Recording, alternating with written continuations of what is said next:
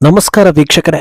ಪಹಲ್ಗಾಮ್ ದಾಳಿಗೆ ಪ್ರತೀಕಾರವಾಗಿ ಭಾರತ ಸರ್ಕಾರ ಆಪರೇಷನ್ ಸಿಂಧೂರ್ ನಡೆಸಿ ಇಂದಿಗೆ 1 ತಿಂಗಳಾಗಿದೆ.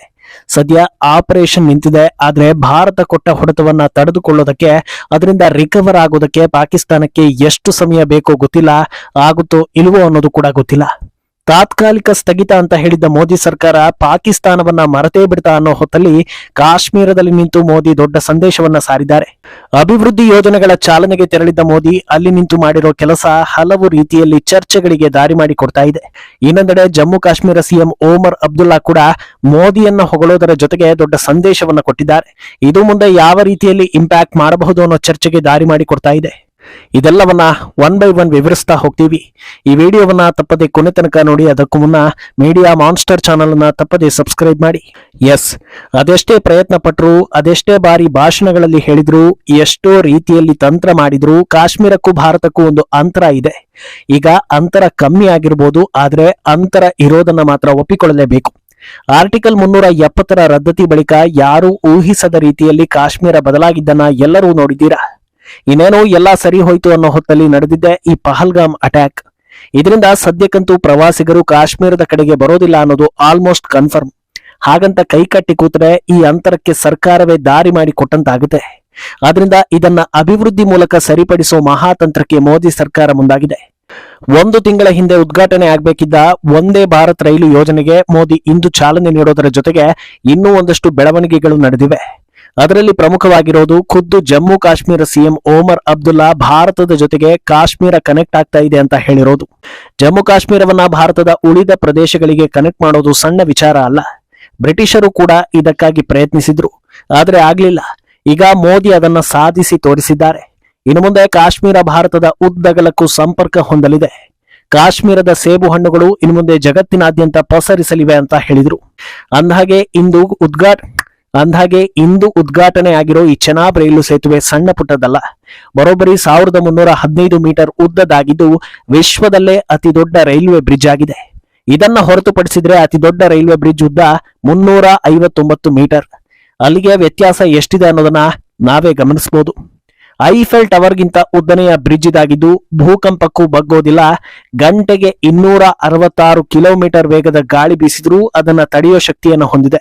ಇದನ್ನು ಸೇರಿ ಹಲವು ಯೋಜನೆಗಳಿಗೆ ಚಾಲನೆ ಕೊಟ್ಟ ಮೋದಿ ಕೇವಲ ಕಾಶ್ಮೀರ ಜನತೆಗೆ ಸಂದೇಶವನ್ನ ಕೊಡ್ಲಿಲ್ಲ, ಪಾಕಿಸ್ತಾನ ಸೇರಿದಂತೆ ಇಡೀ ಜಗತ್ತಿಗೆ ಮೆಸೇಜ್ ಅನ್ನ ಪಾಸ್ ಮಾಡಿದ್ರು. ವಿಪಕ್ಷ ಕಾಂಗ್ರೆಸ್ಗೂ ಕೂಡ ಟಕ್ಕರ್ ಕೊಟ್ರು. ಕಾಶ್ಮೀರದ ರೈಲು ಯೋಜನೆಗಾಗಿ ಕನಸು ಕಾಣ್ತಾ ಇಲ್ಲಿನ ಎಷ್ಟೋ ಪೀಳಿಗೆಗಳೇ ಮುಗಿದು ಹೋಯ್ತು. ಕೊನೆಗೂ ಈಗ ಈ ಯೋಜನೆ ನನಸಾಗಿದೆ ಅಂತ ಹೇಳಿದ್ರು. ಈ ಮೂಲಕ ಪರೋಕ್ಷವಾಗಿ 6 ದಶಕ ದೇಶವನ್ನ ಆಳಿದ ಒಂದೇ ಕುಟುಂಬ ಹಾಗೂ ಇವತ್ತು ಕಾಶ್ಮೀರವನ್ನ ಸಮಸ್ಯೆಯ ಹಾಟ್ಸ್ಪಾಟ್ ಮಾಡಿರೋ ಕಾಂಗ್ರೆಸ್ ವರಿಷ್ಠರಿಗೆ ಟಕ್ಕರ್ ಕೊಟ್ರು. ಕಾಶ್ಮೀರದಿಂದ ಕನ್ಯಾಕುಮಾರಿ ತನಕ ಒಂದೇ ಭಾರತ ಅಂತ ಹೇಳೋ ಮೂಲಕ ಭಾರತವನ್ನ 4 ಭಾಗ ಮಾಡುವ ಮಾತನಾಡಿದ್ದ ರಾಹುಲ್ ಆಪ್ತ ಪಿತ್ರೋಡಾ ಹಾಗೂ ವಿಭಜನೆ ಮನಸ್ಥಿತಿಗೆ ಹೊಡೆತ ಕೊಟ್ರು. ನಮ್ಮ ಏಕತೆಯೇ ನಮ್ಮ ವಿಲ್ ಪವರ್ ಅನ್ನೋ ಮೂಲಕ ಕಾಶ್ಮೀರದ ವಿದ್ಯಾರ್ಥಿಗಳ ತಲೆಯಲ್ಲಿ ವಿಷ ತುಂಬಿಸೋದಕ್ಕೆ ಪ್ರಯತ್ನ ಪಡೋ ಎಲ್ಲರಿಗೂ ಕೂಡ ಖಡಕ್ ಎಚ್ಚರಿಕೆ ಕೊಟ್ರು. ಈ ಸಮಾವೇಶದ ಹೈಲೈಟ್ ಆಗಿದ್ದ ಚೆನಾಬ್ ಬ್ರಿಡ್ಜ್ ಕುರಿತಂತೆ ಮಾತನಾಡಿದ ಮೋದಿ, ಇನ್ನು ಮುಂದೆ ಚೆನಾಬ್ ಬ್ರಿಡ್ಜ್ ದೊಡ್ಡ ಟೂರಿಸ್ಟ್ ಸ್ಪಾಟ್ ಆಗಲಿದೆ. ಇದರ ಎತ್ತರ ಎಲ್ಲರನ್ನೂ ಆಕರ್ಷಿಸಲಿದೆ. ಈ ಬ್ರಿಡ್ಜ್ ಮೂಲಕವೇ ಪ್ರವಾಸಿಗರು ಬರ್ತಾರೆ ಅಂತ ಹೇಳಿದ್ರು. ಇದು ಉಗ್ರ ಪೋಷಿತ ಪಾಕಿಸ್ತಾನಕ್ಕೆ ಹಾಗೂ ಪಾಕ್ ಜೊತೆ ಲಿಂಕ್ ಇಟ್ಕೊಂಡಿರೋ ಭಾರತದ ಉಗ್ರರಿಗೆ ಕೊಟ್ಟ ದೊಡ್ಡ ಹೊಡೆತ. ಪಹಲ್ಗಾಮ್ನಲ್ಲಿ ಪ್ರವಾಸಿಗರನ್ನ ಗುರಿಯಾಗಿಸಿಕೊಂಡು ದಾಳಿ ಮಾಡಿದ ಉದ್ದೇಶವೇ ಇಲ್ಲಿಗೆ ಬೇರೆ ಯಾರು ಬರಬಾರದು, ಇದು ಪಾಕಿಸ್ತಾನಕ್ಕೆ ಸೇರಿದ್ದು, ಕೇಂದ್ರ ಸರ್ಕಾರ ಇಲ್ಲಿ ಯಾವುದೇ ಉದ್ಧಾರ ಆಗುವಂತ ಕೆಲಸವನ್ನ ಮಾಡಬಾರದು ಅಂತ ಹೇಳೋ ಉದ್ದೇಶ. ಆದ್ರೆ ಇಂಥ ಗೊಡ್ಡು ಬೆದರಿಕೆಗೆ ಹೆದರದೆ ಮತ್ತೆ ಎದ್ದು ನಿಲ್ತೀವಿ ಅನ್ನೋದನ್ನ ಚೆನಾಬ್ ಬ್ರಿಡ್ಜ್ ಉದ್ಘಾಟನೆ ಮೂಲಕ ಹೇಳಿದಂತಿತ್ತು. ಅಮಾಯಕರನ್ನ ಕೊಲ್ಲೋ ಮೂಲಕ ಭಾರತಕ್ಕೆ ಗಾಯ ಮಾಡಿದ್ದೀವಿ, ದೇಶದ ಶಕ್ತಿ ಮೇಲೆ ಅನುಮಾನ ಮೂಡುವಂತೆ ಮಾಡಿದ್ದೀವಿ ಅಂತ ಅಂದುಕೊಂಡಿರ್ಬೋದು. ಆದ್ರೆ ಒಂದೇ ತಿಂಗಳಲ್ಲಿ ಸುಧಾರಿಸಿಕೊಳ್ಳೋ ತಾಕತ್ತು ನಮಗಿದೆ ಅನ್ನೋದನ್ನ ಭಾರತ ಹೇಳಿದಂತಿತ್ತು. ಯಾಕೆ ಈ ಹೇಳಿಕೆ ಮುಖ್ಯವಾಗುತ್ತೆ ಅನ್ನೋದು ಕೂಡ ಗಮನಿಸಬೇಕಾದ ಅಂಶವೇ. ಯಾರೋ ಬಂದು ಹೆದರಿಸ್ತಾರೆ, ಗಾಯ ಮಾಡ್ತಾರೆ, ರಕ್ತ ಹರಿಸ್ತಾರೆ ಅಂದ್ರೆ ಅದಕ್ಕೆ ಪ್ರತ್ಯುತ್ತರ ಕೊಡಬೇಕು. ಅವರು ದಾಳಿ ಮಾಡಿದ್ರು ಅಲ್ಲಿಗೆ ಹೋಗೋದೇ ಬೇಡ ಅಂತ ಕೂತ್ರೆ ಹಂತ ಹಂತವಾಗಿ ಆ ಜಾಗ ಕೈತಪ್ಪಿ ಹೋಗುತ್ತೆ. ಎಷ್ಟು ವರ್ಷಗಳ ಕಾಲ ಭಾರತದ ಮಟ್ಟಿಗೆ ಆಗಿರೋದು ಕೂಡ ಅದೇ. ಒಂದೇ ನಮ್ಮ ದೇಶದ ಜಾಗವನ್ನ ನಮ್ಮಪ್ಪನ ಆಸ್ತಿ ಅನ್ನೋ ಹಾಗೆ ಕೆಲವರು ಬಿಟ್ಟುಕೊಟ್ರು. ಇನ್ನು ಕೆಲವರು ಅಲ್ಲಿಗೆ ಹೋಗೋದೇ ಬೇಡ ಅಂತ ಹಿಂದಕ್ಕೆ ಹೆಜ್ಜೆ ಇಟ್ರು. ಇದರ ಪರಿಣಾಮವನ್ನೇ ಈಗ ನಾವು ಅನುಭವಿಸ್ತಾ ಇರೋದು. ನೀನೆಷ್ಟೇ ದಾಳಿ ಮಾಡು, ನಮ್ಮ ಜಾಗಕ್ಕೆ ನಾವು ಬಂದೇ ಬರ್ತೀವಿ, ನಮ್ಮ ಜಾಗವನ್ನ ನಾವು ಉಳಿಸ್ಕೊಳ್ತೀವಿ, ಅದಕ್ಕಿಂತ ಹೆಚ್ಚಾಗಿ ನೀನು ಕಿರಿಕ್ ಮಾಡ್ತಾ ಇರೋದು ನನ್ನ ಜಾಗದಲ್ಲೇ ಅನ್ನೋದನ್ನ ಬಲವಾಗಿ ಹೇಳೋ ಸಲುವಾಗಿಯೇ ಇವತ್ತು ಚೆನಾಬ್ ಸೇತುವೆ ಮೇಲೆ ಮೋದಿ ತ್ರಿವರ್ಣ ಧ್ವಜವನ್ನ ಹಿಡಿದು ಓಡಾಡಿದ್ದು. ಅಂದಹಾಗೆ ಕೇವಲ ಪರೋಕ್ಷವಾಗಿ ಮೆಸೇಜ್ ಕೊಡೋದಲ್ಲದೆ ನೇರವಾಗಿಯೇ ಮೋದಿ ವಾರ್ನಿಂಗ್ ಕೊಟ್ಟಿದ್ದಾರೆ.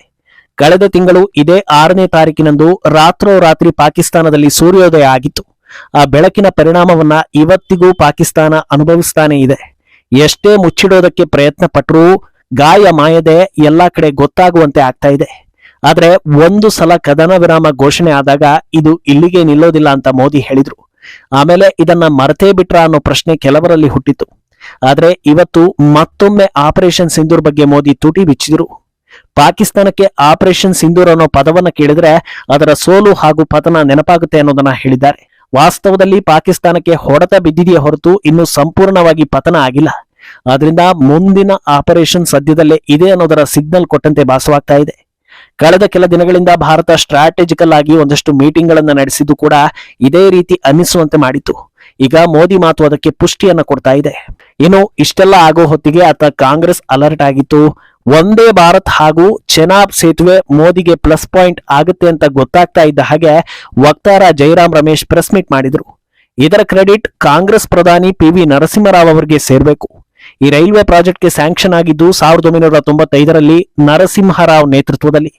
ನಂತರ 2002ರಲ್ಲಿ ಅಟಲ್ ಬಿಹಾರಿ ವಾಜಪೇಯಿ ಇದನ್ನ ನ್ಯಾಷನಲ್ ಪ್ರಾಜೆಕ್ಟ್ ಆಗಿ ಅನೌನ್ಸ್ ಮಾಡಿದ್ರು.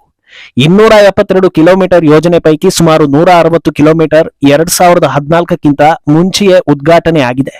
2005ರಲ್ಲಿ ಮನಮೋಹನ್ ಸಿಂಗ್ 53 ಕಿಲೋಮೀಟರ್ ಉದ್ಘಾಟನೆ ಮಾಡಿದ್ರು. ನಂತರ ಅವರೇ 2008ರಲ್ಲಿ 66 ಕಿಲೋಮೀಟರ್ ಉದ್ಘಾಟನೆ ಮಾಡಿದ್ದಾರೆ. 2009ರಲ್ಲಿ ಹಲವು ಸಲ ಸ್ವಲ್ಪವೇ ಉದ್ಘಾಟನೆ ಆಗಿದೆ. ಈಗ ಸಂಪೂರ್ಣವಾಗಿ ಉದ್ಘಾಟನೆ ಆಗ್ತಾ ಇರೋದಕ್ಕೆ ಅಭಿನಂದನೆ ಸಲ್ಲಿಸ್ತೀವಿ. ಆದ್ರೆ ಹಿಂದಿನವರು ಮಾಡಿರೋ ಕೆಲಸವನ್ನ ಮರಿಬಾರದು. ಮೋದಿ ಕೇವಲ ತಮಗೆ ಕ್ರೆಡಿಟ್ ತಗೊಳ್ತಾರೆ ಹಾಗೆ ಹೀಗೆ ಅಂತ ಆರೋಪಿಸಿದ್ರು. ಈ ಮಾತುಗಳಿಗೂ ಕಾಶ್ಮೀರದಿಂದಲೇ ಕ್ಲಾಸ್ ತೆಗೆದುಕೊಂಡ್ರು ಮೋದಿ. ಇವತ್ತು ಕೇಂದ್ರ ಸರ್ಕಾರ ಯಾವುದೇ ಯೋಜನೆ ಮಾಡಿ ಮುಗಿಸಿದ್ರೆ ನಮ್ಮದು ಒಂದು ಇರ್ಲಿ ಅಂತ ಕ್ರೆಡಿಟ್ ತೆಗೆದುಕೊಳ್ಳೋ ಕೆಲಸವನ್ನ ಕಾಂಗ್ರೆಸ್ ಮಾಡ್ತಾನೆ ಬಂದಿದೆ. ಅಷ್ಟೇ ಅಲ್ಲ, ಎಲ್ಲಾ ವಿಚಾರದ ಬಗ್ಗೆ ಅರ್ಧಂಬರ್ಧ ಸುಳ್ಳು ಸುದ್ದಿ ಹರಡಿಸೋದು ಕೂಡ ಅಭ್ಯಾಸ ಆಗಿದೆ. ಕಾಂಗ್ರೆಸ್ ಕಾಲದಲ್ಲಿ ಧೂಳು ಹಿಡಿದು ಕೂತಿದ್ದ ಯೋಜನೆಗಳನ್ನೆಲ್ಲ ಕಂಪ್ಲೀಟ್ ಮಾಡ್ತಾ ಇರೋದು ಬಿಜೆಪಿ ಸರ್ಕಾರ. ಕಾಂಗ್ರೆಸ್ ತನ್ನ ಅಧಿಕಾರಾವಧಿಯಲ್ಲಿ ಕೇವಲ ಅನೌನ್ಸ್ ಮಾಡಿ ಹೋಗಿತ್ತು. ಆಮೇಲೆ ಅದರ ಕಡೆ ತಲೆಯೂ ಹಾಕ್ತಾ ಇರಲಿಲ್ಲ. ಆದ್ರೆ ಎಲ್ಲವನ್ನೂ ಮುಂದುವರಿಸಿ ಕಂಪ್ಲೀಟ್ ಮಾಡಿದ್ದು ನಾವು ಅನ್ನೋದನ್ನ ಮೋದಿ ಹೇಳಿದ್ರು. ಏನೋ ಇದರ ಬೆನ್ನಲ್ಲೇ ಜೈರಾಮ್ ರಮೇಶ್ ನೀಡಿದ ಮಾಹಿತಿ ಸುಳ್ಳು ಅನ್ನೋದು ಕೂಡ ರಿವೀಲ್ ಆಗುತ್ತೆ. ಬಿಜೆಪಿ ರಾಷ್ಟ್ರೀಯ ವಕ್ತಾರ ಪ್ರದೀಪ್ ಭಂಡಾರಿ ಈ ಕುರಿತಂತೆ ಎಕ್ಸ್ ನಲ್ಲಿ ಟ್ವೀಟ್ ಮಾಡಿದ್ದು, ಜೈರಾಮ್ ರಮೇಶ್ ಅರೆಬರೆ ವಿಷಯಗಳನ್ನ ಹಂಚಿಕೊಳ್ಬೇಡಿ. ಈ ಪ್ರಾಜೆಕ್ಟ್ ಡಿಕ್ಲೇರ್ ಆಗಿದ್ದು 2002ರಲ್ಲಿ ಅಟಲ್ ಬಿಹಾರಿ ವಾಜಪೇಯಿ ಅವರ ಆಡಳಿತದಲ್ಲಿ. 2003ರಲ್ಲಿ ಇದರ ಕನೆಕ್ಟಿವಿಟಿಗೆ ಅಪ್ರೂವಲ್ ಸಿಕ್ಕಿತ್ತು ಅಂತ ಚಾಟಿ ಬೀಸಿದ್ದಾರೆ. ಒಟ್ನಲ್ಲಿ ಕಾಶ್ಮೀರದಲ್ಲಿ ಚೆಲ್ಲಿದ ರಕ್ತವನ್ನ ಅಳಿಸೋದರ ಜೊತೆಗೆ ದೊಡ್ಡ ಸಂದೇಶವನ್ನು ಕೂಡ ಮೋದಿ ಕೊಟ್ಟಿದ್ದಾರೆ. ಮುಂದೇನಾಗುತ್ತೆ ಅನ್ನೋದನ್ನ ಕಾದು ನೋಡಬೇಕು. ಈ ಬಗ್ಗೆ ನಿಮ್ಮ ಅಭಿಪ್ರಾಯವನ್ನ ತಪ್ಪದೆ ಕಮೆಂಟ್ ಮೂಲಕ ತಿಳಿಸಿ.